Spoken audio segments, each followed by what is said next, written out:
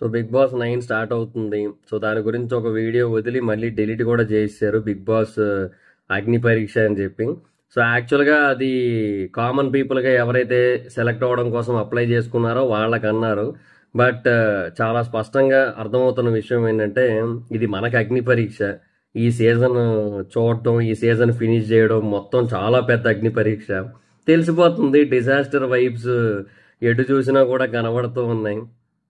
ఏమో మరి ఎందుకో తెలియట్లేదు కానీ ఎనీహో మొత్తానికి అదొక ఓటీటీ బేస్డ్ షో లాగా అనమాట.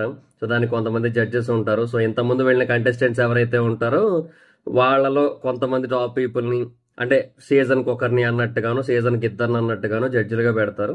సో వాళ్ళు ఫైనల్ చేస్తారనమాట. ఓటింగ్ అనేది వేసి మార్క్స్ అనేది వేసి ఏదో ఒకటి చేస్తారు మొత్తానికి.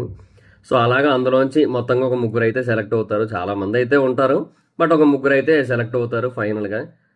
మేబీ ఇంకా ఎక్కువ మందిని కూడా తీసుకోవచ్చు. ఎందుకంటే సెలబ్రిటీస్ ఎవరు కూడా వెళ్ళడానికి ఇంట్రెస్ట్ చూపించట్లే. ఎందుకంటే వెళ్ళి కెరియర్లు నాశనం చేసుకొని బయటికి రావడమే తప్ప ఇంక ఇలాంటి ఉపయోగం లేదు. తర్వాత వాళ్ళు 9 నెలలు అగ్రిమెంట్లు అంటారు, అవి ఇంకా చిరాకు.